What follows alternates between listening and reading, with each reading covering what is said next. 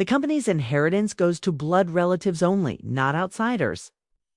Aunt Patricia declared at our Thanksgiving dinner, her voice slicing through the warm chatter like a knife. With a dramatic flourish, she raised her wine glass, her eyes scanning the extended family gathered in Phoenix, Arizona, for approval. Smith Enterprises was built by real family members, and it will stay that way. The dining room fell silent, save for the soft clinking of silverware on china. Uncle Robert nodded his approval from his seat at the head of the table, while my cousins, Jessica and Brandon, exchanged satisfied glances. Even my adoptive parents, who had brought me into this family 25 years ago, seemed uneasy but said nothing. My name is Martha Collins, and at 28 I had learned to handle these family gatherings with quiet composure. I offered a polite smile and took a sip of my sparkling cider, letting Patricia's words roll off me. What they didn't know wouldn't harm them. At least, not yet. I mean, we can't have just anyone thinking they're entitled to what we've worked so hard to build, Patricia continued, her gaze settling on me with thinly veiled disdain. Some people need to understand their place in this family. I felt the familiar sting of exclusion, but I had grown used to it over the years. Being adopted into the Smith family had always come with an asterisk, a constant reminder that I wasn't quite one of them. Despite sharing their name and sitting at their table every holiday, Patricia makes an excellent point, chimed in my cousin, Jessica, the marketing director at Smith Enterprises. The company has thrived because we keep it in the family. We understand the business in a way that outsiders simply cannot. I nodded thoughtfully, as if considering her wise words. You're absolutely right, Jessica. Family loyalty is everything in business. What they couldn't see was the quiet confidence. I carried the secret knowledge that had been growing inside me for the past 5 years. Like a seed waiting for the right moment to bloom. As I listened to their self-congratulatory speeches about bloodlines and belonging, I felt a calm satisfaction knowing that their entire world is built on foundations far more fragile than they could ever imagine. The evening concluded with Patricia's final pronouncement. When the time comes to discuss inheritance and succession planning, we'll make sure everything goes to the right people, real family members who have earned their place. The drive home from Phoenix to my Scottsdale apartment gave me time to reflect on the evening's events. Patricia's words echoed in my mind, but they no longer held the power to wound me as they once had. Instead, they served as a reminder of how much had changed since my grandmother's passing 5 years ago. My maternal grandmother, Helen Morrison, had been the one person in my life who truly understood me. She had watched from the sidelines as the Smith family treated me like a perpetual guest rather than a daughter. And she had made her displeasure known in the most practical way possible. Through her will, when grandmother Helen died, she left me her entire estate, $75 million accumulated over decades of shrewd investments in real estate and technology stocks. The inheritance was a complete shock to everyone, including me. Helen had lived modestly, and no one had suspected the true extent of her wealth. Use this wisely, Martha, her letter had said. You have a brilliant mind for business, and I trust you two make decisions that honor both your intelligence and your character. At 23, I was overwhelmed by the responsibility and the opportunity. I could have bought a mansion, traveled the world, or lived lavishly for the rest of my life. Instead, I made a decision that would prove far more satisfying in the long run. Smith Enterprises was struggling at the time. The manufacturing company that Patricia's grandfather had founded was facing serious financial difficulties, caught between rising costs and declining orders. The family had been desperately seeking investors, though they had been careful to keep their troubles quiet to maintain their social standing. I approached my financial advisor, Douglas Whitman, with a proposal. I want to invest anonymously in Smith Enterprises, setting up shell companies and legal trusts to completely hide my identity. Douglas's eyebrows raised. That's a significant risk, Martha. Why would you want to help a company that might fail? Because sometimes the best investments are the ones no one else believes in. I replied, though my real motivation was far more complex through a carefully constructed network of holding companies and offshore trusts. I invested the entire $75 million in Smith Enterprises. The capital injection saved the company from bankruptcy and allowed it to modernize its operations, expand its product line, and return to profitability. The family celebrated their salvation, crediting their hard work and business acumen rather than acknowledging the mysterious foreign investor who had appeared just when they needed it most. They had no idea that their savior was sitting at their Thanksgiving table, listening to them declare her unworthy of inheritance. The next morning, I sat in my home office reviewing the quarterly reports from Douglas's firm. The numbers told a story of remarkable success. Smith Enterprises had not only recovered from near bankruptcy, but had grown into one of the most profitable manufacturing companies in the Southwest. My $75 million investment had grown to control 51% of the company's shares, making me the majority owner. I picked up my phone and dialed Douglas's direct line. "Good morning, Douglas. Hope you've had a pleasant Thanksgiving." "Yes, thank you. I trust yours was enlightening, Martha." Douglas had been managing my investments long enough to understand the family dynamics at play. Very much so. "In fact, I'm calling because I've made a decision about my Smith Enterprises holdings." There was a pause on the other end. "Oh, what kind of decision?" "I want to begin the process of withdrawing my entire investment, all $75 million plus accumulated returns." The silence stretched longer this time. "Martha, are you certain?" "That's going to create significant financial disruption for the company. They've become dependent on that capital."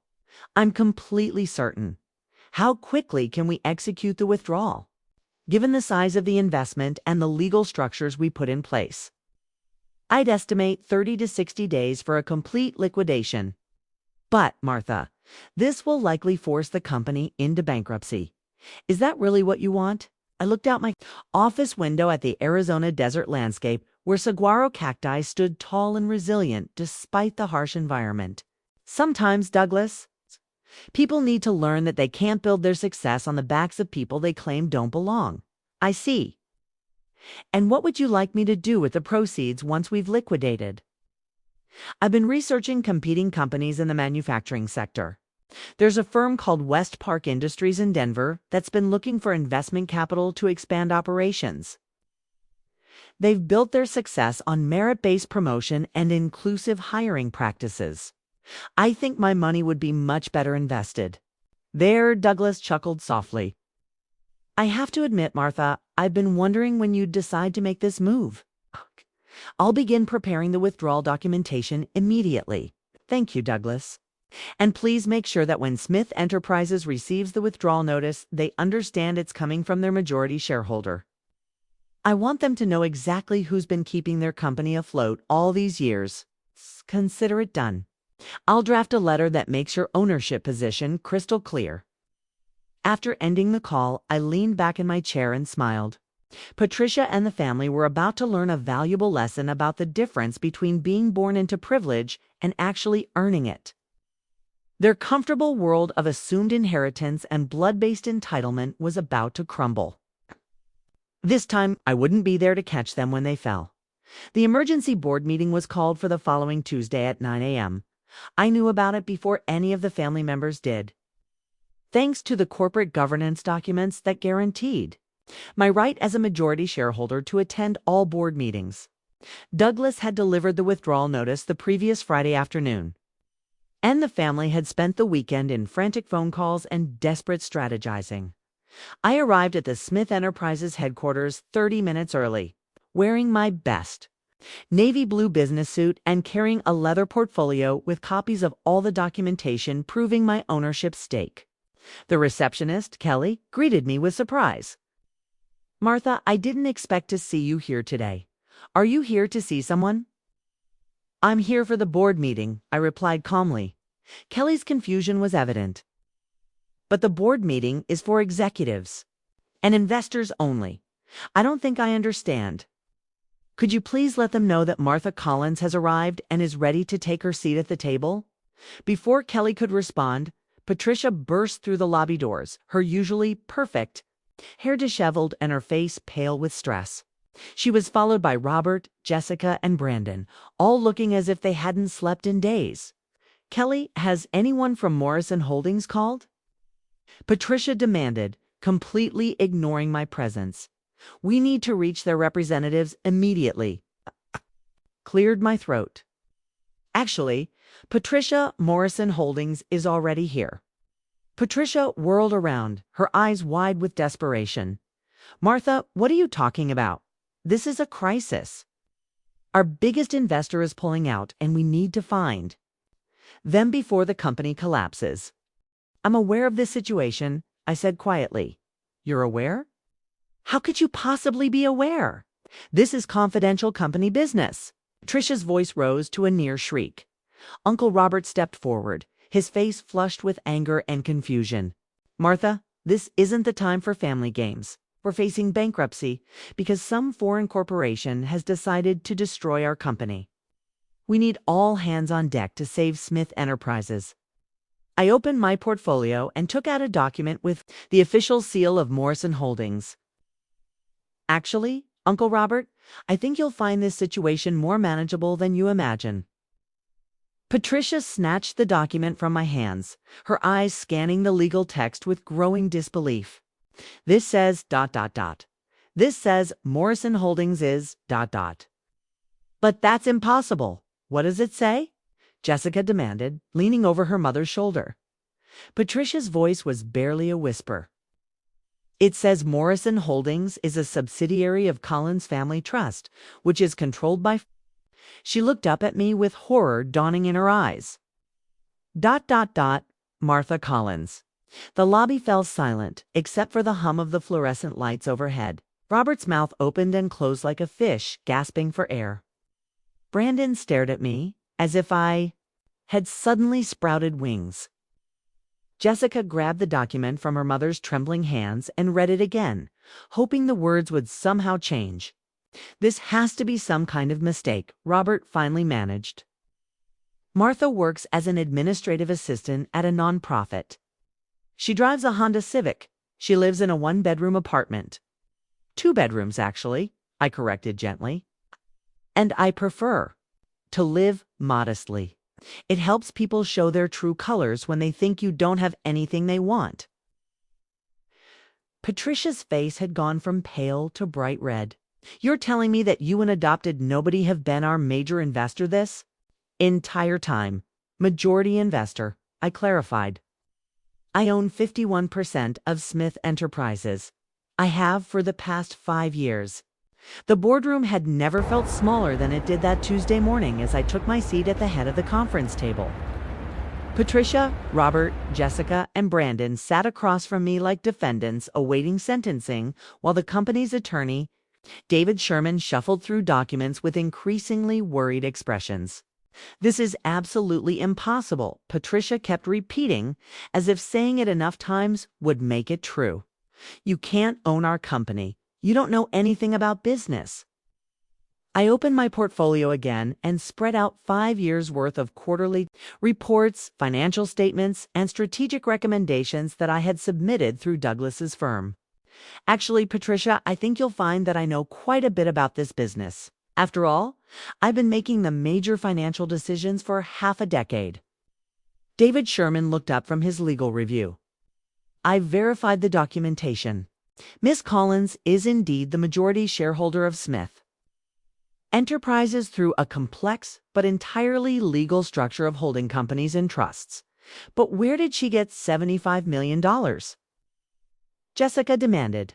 "She can't possibly have that kind of money. My grandmother left me her estate when she passed away 5 years ago," I explained. "She had been quite successful with her investments over the years, though she preferred to live quietly." Robert's face was turning purple with rage. "Helen Morrison. That woman left you everything. We're family. We deserve that inheritance." "All right. We family, Uncle Robert?" I asked softly. Because yesterday at Thanksgiving, I was told quite clearly that I'm an outsider who doesn't belong. I was informed that inheritance should only go to blood relatives, not people like me. Patricia slammed her hand on the table. This is blackmail. You can't destroy our company just because your feelings got hurt. I'm not destroying anything, I replied calmly. I'm simply withdrawing my investment from a company whose leadership has made it clear that I'm not welcome. Surely you can understand that I'd prefer to invest my money with people who value my contributions. Brandon spoke up for the first time, his voice cracking with panic. But Martha, if you pull out, we'll lose everything. The company will go bankrupt. We'll all lose our jobs. That's unfortunate, I acknowledged. But according to yesterday's conversation, this company belongs to blood relatives only. I'm sure you'll find a way to manage without an outsider's money. The room fell silent as the full impact of the situation sank in. Smith Enterprises had been operating on borrowed time for years, propped up by my anonymous investment. That financial foundation, the company would collapse within weeks. David Sherman cleared his throat nervously. Miss Collins, is there any possibility of negotiation?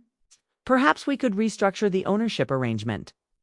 I'm afraid not, I interrupted. I've already identified a new investment opportunity that aligns better with my values.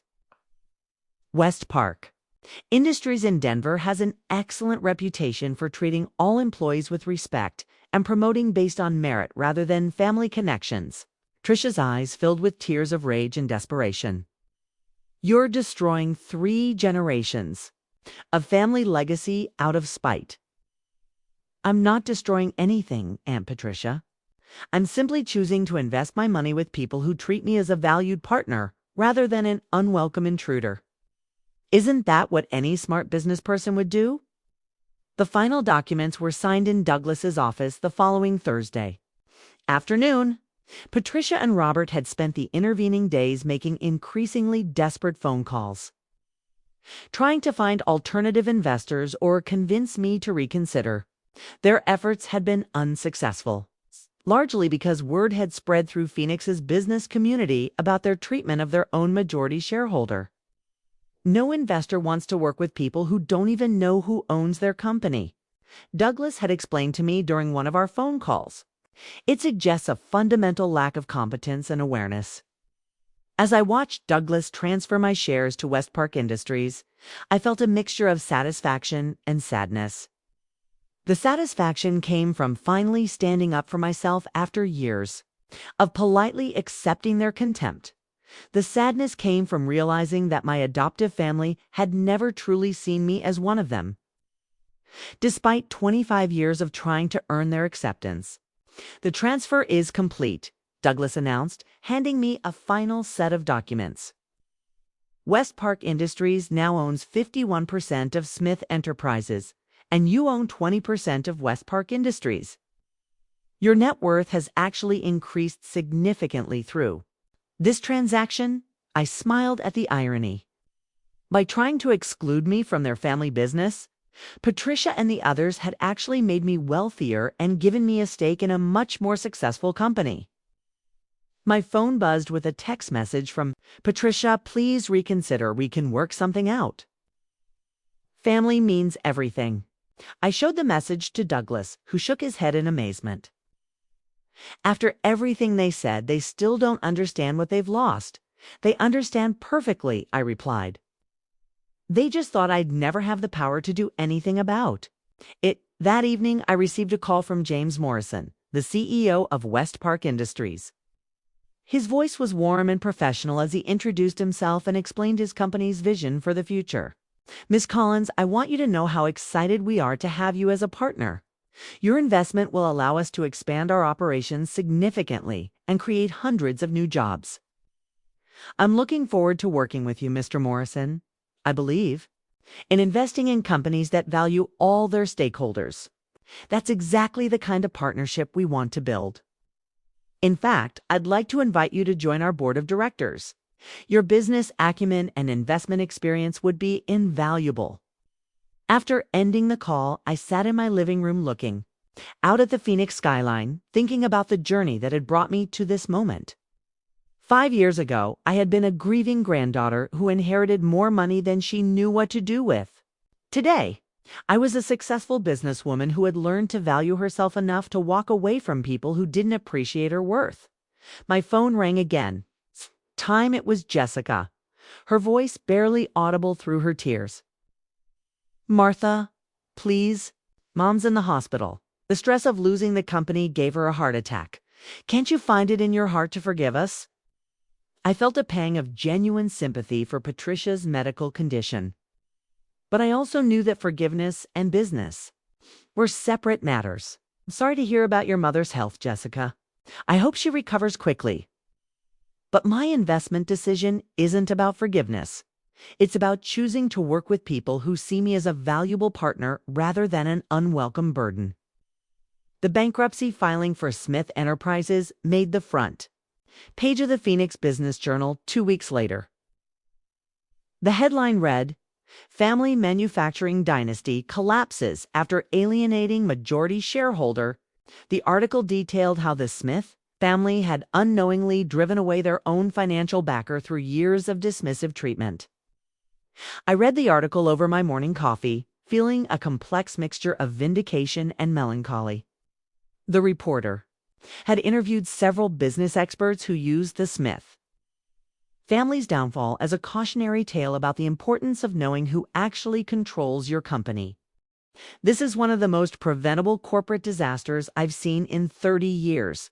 One analyst was quoted as saying, "Basic due diligence would have revealed the ownership structure, but they were so focused on family politics that they ignored fundamental business realities." My phone had been ringing constantly with interview requests from business magazines and television programs. Everyone wanted to hear the story of the adopted daughter who had secretly owned the family company for 5 years. I had declined most of the requests, preferring to let my actions speak for themselves. Douglas called that morning with an update on the final dissolution of Smith Enterprises. "The assets are being liquidated to pay creditors," he reported. "Patricia and Robert will lose their executive salaries, their company cars, and their stock options. The family's financial situation is going to change dramatically, and the employees." I asked, "West Park Industries has offered positions to most of the skilled workers. They'll actually be better off in the long run working for a company with stronger financial foundations and better management practices."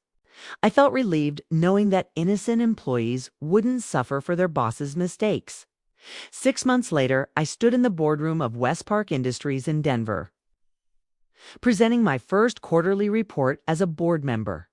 The room was filled with people who valued expertise over bloodlines, merit over family connections.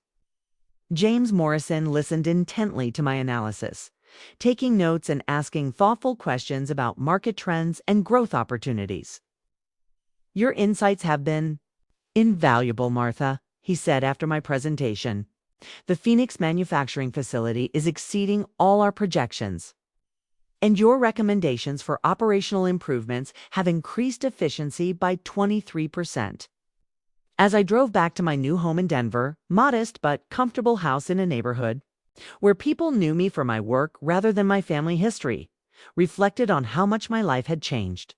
I no longer had to endure holiday dinners filled with subtle insults and constant reminders of my outsider status. Instead, spent my time with colleagues who appreciated my contributions and friends who valued my character over my bank account.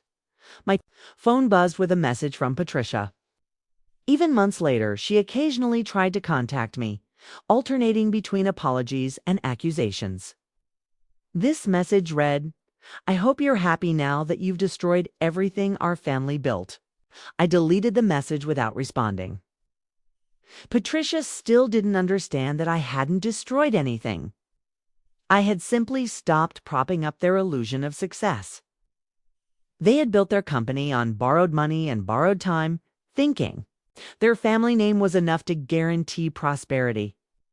The truth was, I had given them 5 years of financial stability that they never would have had without my investment. If they had chosen to treat me as family instead of as an intruder, We all could have prospered together. Instead, they had chosen pride over profit and prejudice over partnership. Patricia and the rest of the Smith family faced complete financial ruin. When my withdrawal of $75 million forced Smith Enterprises into immediate bankruptcy, resulting in the loss of their company, family estate, and lifetime financial security within 30 days. Their reputation in the business community was destroyed when word spread that they had alienated their own controlling shareholder through petty prejudice, making them unemployable and socially ostracized in their formerly prestigious circles. Patricia lost her country club memberships, luxury car, and family home when creditors seized all assets to pay company debts, while other family members were forced to take minimum wage jobs after their executive positions disappeared with the company's collapse. The business press covered their downfall as a cautionary tale about family hubris and the importance of knowing who actually controls your company. Soaring their names would forever be associated with one of the most preventable corporate disasters in recent history as I signed the final documents transferring my shares to West Park Industries. I understood that sometimes the most elegant revenge is simply letting prejudice.